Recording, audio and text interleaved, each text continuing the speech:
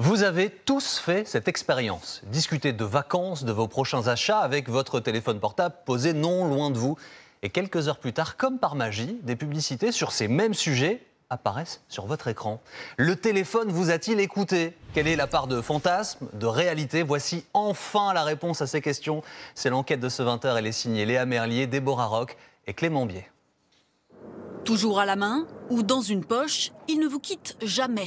Votre téléphone est là, lors de chacune de vos discussions, entre amis ou en famille, à tel point que vous êtes pris d'une impression désagréable, celle d'être épié, surveillé, écouté.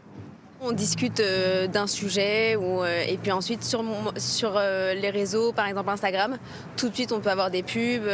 C'est quand je parlais peut-être de voyage où là on disait une promo sur telle destination. Je me souviens qu'une fois ma grand-mère me disait d'acheter du pec citron et juste après j'avais une publicité exactement pour du pec citron. Nos téléphones seraient-ils des espions? Quand on a le téléphone juste à côté, on se dit tiens, il y a un micro, il est utilisé et on n'est pas au courant. Donc s'il y a vraiment une utilisation du micro pour ça, c'est assez troublant. Pour en avoir le cœur net, nous avons confié notre téléphone à cet expert en cybersécurité. Lorsque l'on s'en sert, il enregistre des données en permanence. Elles correspondent à ces lignes de chiffres en mouvement. Il y a de tout, il y a des images, il y a des photos, il y a vos mails. Ici, une sorte d'électrocardiogramme de son activité. Nous faisons un test. Le téléphone posé sur la table sans l'utiliser. Donc par exemple, là, si je vous dis que j'ai envie de m'acheter un nouvel ordinateur, que j'ai envie de partir en vacances en Italie, qu'est-ce qui se passe à l'écran? Là, on voit qu'il n'y a plus de courbe.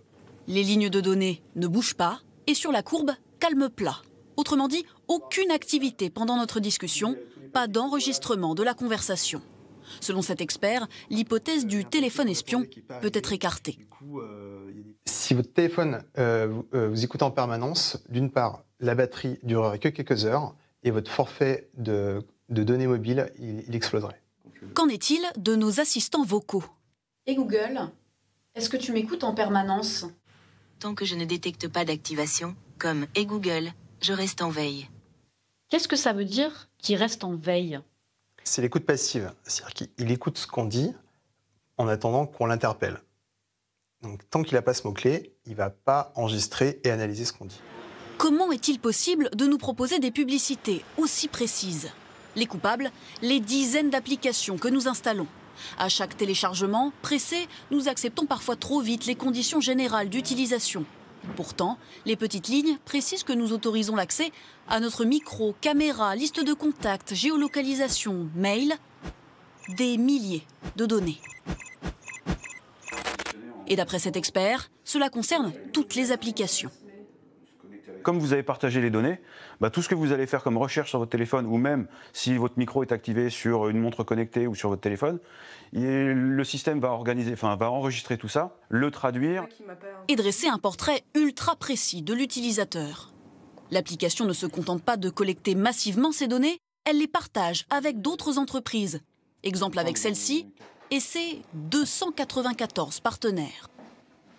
Les données sont transférées à des tiers et ces tiers-là vont l'utiliser à des fins différentes. Mais certainement pour vous reproposer de la publicité. Quelques gestes simples pour limiter ce partage de données. Réduisez le nombre d'applications.